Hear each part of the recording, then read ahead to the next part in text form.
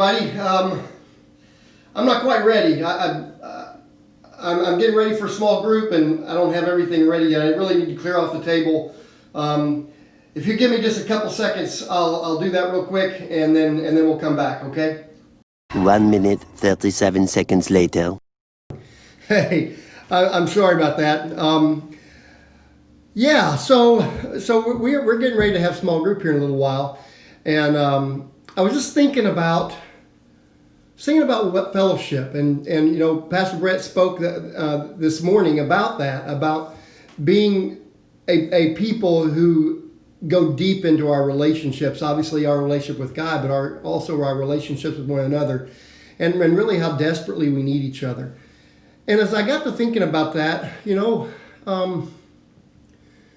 it's a very true statement. I think things have really proven themselves. That has really been proven over these last few months as people are isolated.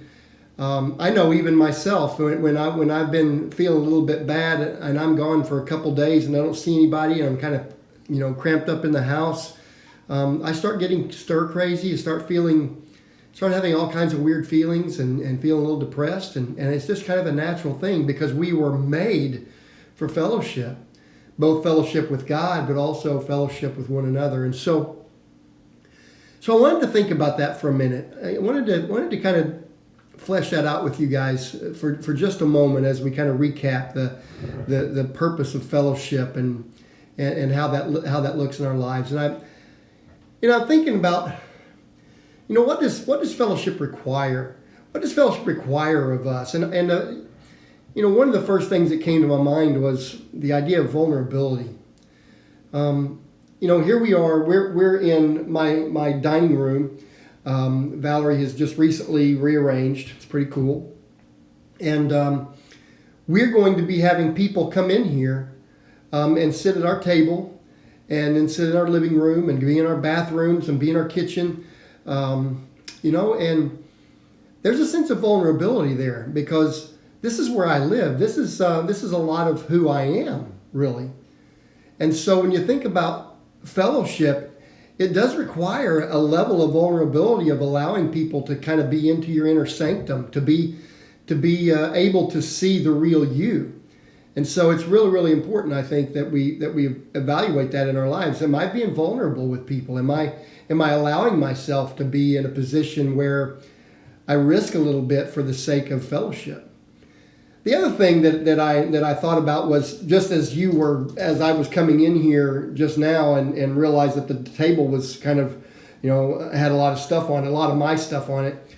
You know, it really helps me to think about fellowship in that I need to remove the distractions. If I had left all those things on the table, it would have really distracted from our group because there was a speaker and there were some cords and there was some paperwork and all kinds of different things that really didn't need to be here.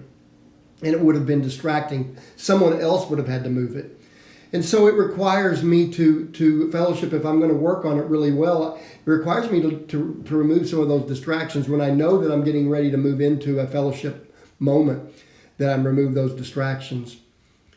A third thing that it's kind of three things in one is, you know, fellowship doesn't just happen. You have to make an effort to it. And so that means sometimes you just have to stop and slow down and spend time with someone. And sometimes you don't feel like it, do you? Sometimes you just want to veg. And while that's a good thing, you know, you need that quiet time. What tends to happen is a lot of people spend so much quiet time by themselves that they don't spend any time with people. And that's very, very dangerous because we were made for fellowship. And so sometimes we just need to acknowledge and consciously stop and slow down and then spend time with people. Then the last thing that I thought about with fellowship is a very, very important element of relationships in general, and that's honesty. You know, when we come together, fellowship doesn't happen if, you know, like I said at the beginning, if we're not a little bit vulnerable or not, and we're not honest with one another. You know, if things are happening in our lives, we need to be honest with each other so that we can get assistance and get help and encouragement from each other. So while certainly not everything is appropriate to speak about in a small group, obviously there are certain areas of life that we don't go with in a small group kind of setting. But even that though, you have to talk to someone. And so fellowship isn't just sitting around a table, maybe eating a meal and reading the Word together. Fellowship can be a one-on-one with someone. And so anyway, so just thinking about that, guys, just for this week as we think about fellowship, that we need to allow ourselves to be vulnerable. We need to remove the distractions that keep us from fellowship. We need to stop and slow down and spend time with people. And then when we do that, we need to be honest with each other. I think we all deep down desire good fellowship, but it does require some things of us personally. And if we are not doing those 4 things, I think on a regular basis, we're not going to experience fellowship the way that God would have us to. And we're going to miss out on that blessing and the encouragement of fellowship. So, well, I hope that helps. I'm going to help Valerie get finishing, getting everything ready for a small group. I hope you'll join us this next Sunday when we talk about discipleship. It's going to be an exciting time. We're ramping up on our Big Serve Week, which will be November 22nd, and I hope you're gathering your ideas and your thoughts for that. We're going to do some random acts of kindness scheduled, which doesn't make them random, but anyway. We've got several things that we're going to be doing on Sunday afternoon from 1 to 3, so block that off. We've also got a special thing that we're going to be able to do on Monday and Tuesday down at the Green Country Camp. They got some needs that we're going to try to fill. And so if you want to be a part of that team, we're going to be leaving around 8 o'clock on Monday morning.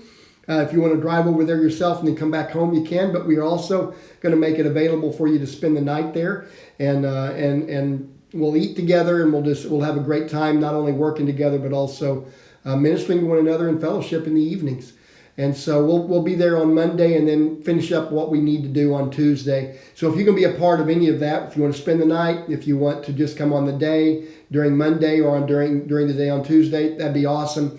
You'll just block that off in your mind, because we'll be having sign-ups this week on that, so you can begin to sign up the things that you want to do. All right. So the block from Sunday the 22nd from 1 to 3, and then on Monday we're going to leave the church around 7 or 8 o'clock, and we'll head over to Green Country Camp and work over there in Disney Monday and Tuesday. And so if you want to be a part of either one of those things, we'd really, really encourage everybody to be a part of something, okay? And there was a possibility that we're going to have something going on Wednesday. We don't know exactly yet. I haven't got all the details worked out yet, but I think we're going to have something available on Wednesday as well. So God bless you. Hope you have a great week.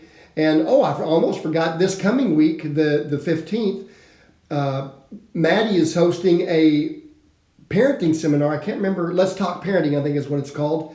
And Sherry is going to be sharing. It's funny. Miss Sherry is going to be sharing some real vital key points to parenting that I think you'll really enjoy. And so if you have children, babies all the way up through really college age, you can glean some good information from this seminar. And I think it's going to go from 3:30 to 5:30. Okay, and there'll be signups for that as well. This coming, it's actually happening this week. So be prepared for that. It'll be a great time. So love you guys. Thank you so much for joining me in my house. And you are welcome here. Anytime you want to drop by, just give me a call, and I'll make sure, we're decent, and then you can come on by. All right. God bless you. Have a great week.